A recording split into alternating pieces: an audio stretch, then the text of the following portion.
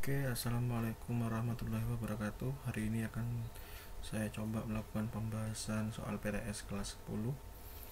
Ada 20 soal yang kemarin diberikan secara melalui Google Form. Ini soalnya yang pertama, suatu aktivitas seseorang atau sekelompok orang atau secara aktif dalam kehidupan politik dinamakan partisipasi politik ya. Jawabannya yang C, partisipasi politik, karena di sini kata kuncinya jelas, ada kata-kata secara aktif. Nah, di sini kata kuncinya jelas ya.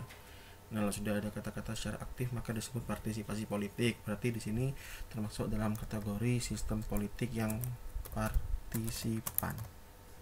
Gitu ya. Nah, ya. Sistem politik yang partisipan ya. Ini sudah pernah dibahas dalam materi-materi sistem politik di Indonesia. Terus yang kedua, berikut ini lembaga-lembaga yang bertujuan mengadili perkara umum di Indonesia demi tegaknya hukum adalah, nah ini ya, MA, MK, KY ya. Ini termasuk lembaga yudikatif ya. Sini lembaga yudikatif yang kalau di sistem politik Indonesia tuh menganut sistem trias politika gitu ya. Oke ya. Jadi soalnya masih dalam kategori bisa dimaknai ya.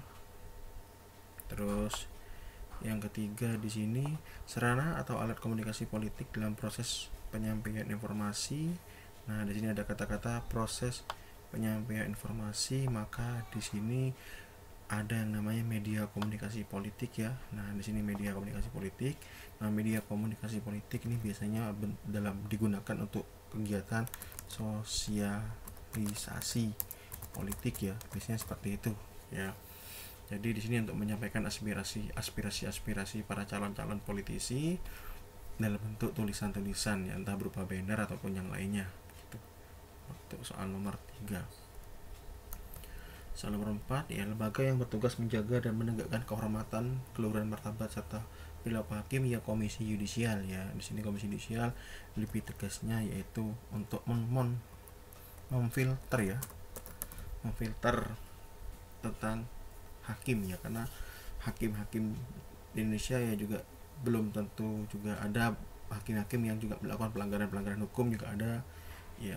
Jadi perlu yang namanya lembaga pengawasan ya, yang disebut sebagai KY atau komisi yudisial ya. Ini untuk memfilter perilaku hakim ini ya, untuk memfilter perilaku hakim gitu ya.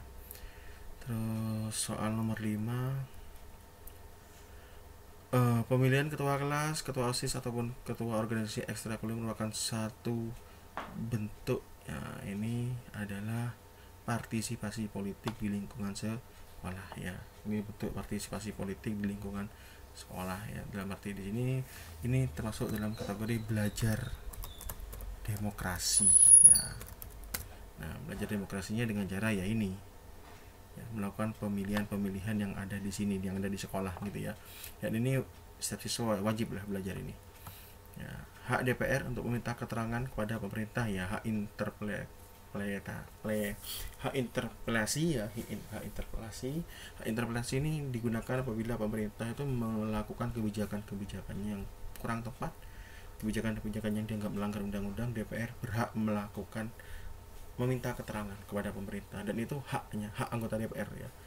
Jadi hak anggota DPR kalian bisa carilah di berbagai macam literatur ya, cukup banyak, termasuk hak angket, hak legislasi ya, hak imunitas ya, banyak di situ ya. Silakan kalian cari untuk mempertajam pengetahuan kalian ya.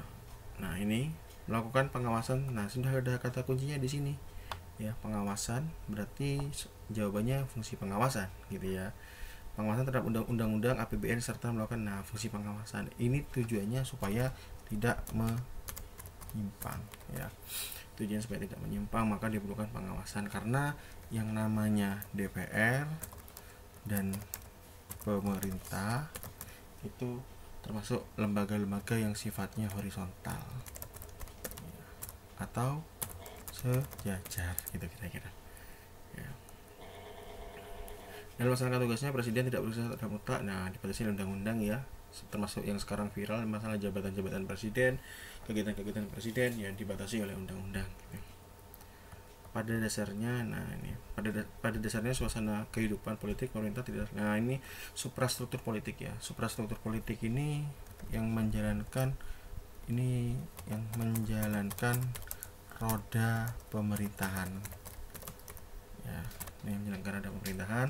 Nah, yang menjalankan roda pemerintahan itu adalah yang ini ya, ya, ini ya, yang menjalankan roda pemerintahan adalah yang ini ya. Oke, nomor 9 termasuk soal yang masih mudah dicerna. Lembaga negara yang memegang kekuasaan kehakiman di samping Mahkamah Konstitusi ada Mahkamah Agung ya. Jadi Mahkamah Konstitusi dan Mahkamah Agung masuk ke dalam yudikatif ya. Lembaga hukum sudah dijelaskan di nomor awal tadi ya. Jadi ada Mahkamah Agung, kalau kita jabarkan ada Mahkamah Konstitusi atau MK, ada Komisi Yudisial atau KY ya. Ini sudah dijelaskan tadi di awal ya. Itu termasuk lembaga yang memegang kehakiman di Indonesia, dan segala suatu permasalahan hukum ketika sudah diputuskan oleh mahkamah maka sifatnya inkrah atau mengikat. Berikutnya tidak termasuk pada tata kelola pemerintahan yang baik diperlukan ya adanya sistem informasi yang bebas tanpa aturan ya. Yang tidak ya, makanya di sini yang tidak, makanya bebas tanpa aturan ya, tidak bebas tanpa aturan gitu ya. Oke, ini masih soal yang tergolong masih mudah dicerna. 12. Tata kelola pemerintahan yang baik merupakan bentuk pengelolaan negara yang masyarakat standar pada stakeholder. Oke, pemerintah dan masyarakat duduk bersama ya, jelas ya, pemerintah dan masyarakat duduk ini karena kita masih menganut sistem demokrasi ya. Namanya menganut sistem demokrasi berarti pemerintah dan masyarakat harus duduk bareng mencari solusi gitu ya. Tidak boleh sendiri-sendiri. Oke, ini bicara pasal undang-undang. Oke, kalau menurut pasal 2, oke, MPR pasca perubahan. Nah, oke, terdiri DPR dan DPD. Ya, satu paket ya. MPR, DPR, DPD itu satu paket, masuk lembaga legislatif ya. Jadi MPR itu secara undang-undang adalah gabungan anggota MPR, anggota Majelis Permusyawaratan Rakyat gitu ya. Secara undang-undang adalah gabungan dari anggota DPR dan DPD gitu ya. Oke, presiden. Nah, ini eksekutif ya. Ini kan sudah sering dijelaskan. Presiden, para menteri adalah eksekutif. Oke, benar. Terus penyelenggara pemerintah daerah, provinsi, kabupaten, daerah, kepala daerah dan DPRD ya, benar. Ini karena yang dicari adalah pemerintah kota atau kabupaten ya. Berarti kalau sudah pemerintah kota dan kabupaten itu masuk dalam kategori tingkat 2 ya. Kalau provinsi itu tingkat 1 gitu ya. Kalau tingkat 2 ini pemerintah kabupaten kota. Kalau tingkat provinsi itu tingkat 1. Nanti kalian bisa baca itu di Undang-Undang 23 tahun 2014 ya, atau di pasal 18 Undang-Undang Dasar ya, ada di situ semua.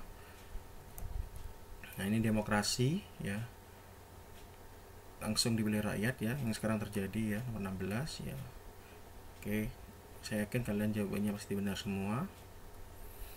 Nah, ini pengertian otonomi daerah ya. Ini pengertian hak dan kewenangan, nanti kalian bisa baca di pasal 18 Undang-Undang Dasar 1945. Ada di situ semua ya.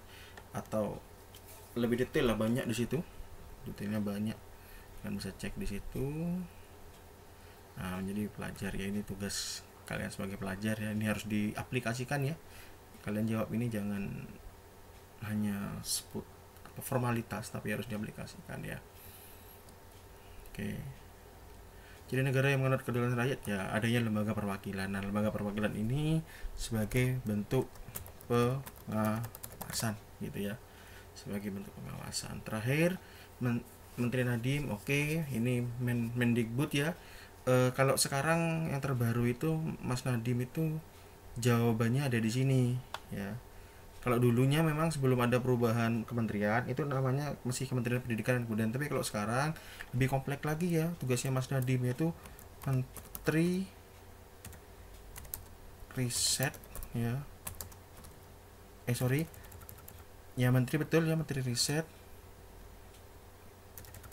Menteri Pendidikan, Menristek ya. Riset, Teknologi dan Kebudayaan ya, nih ya. Ini kementeriannya Mas Nadiem ya, yang baru sekarang ya. Jadi jawaban A dan B digabung ya untuk yang baru. Kalau sebelumnya memang Mas Nadiem itu Menteri Pendidikan dan Kebudayaan. Untuk yang terbaru ya, kemarin baru diubah oleh Pak Presiden itu, sekarang poin A dan B jadikan satu ya. Demikian pembahasan yang mudah-mudahan bermanfaat.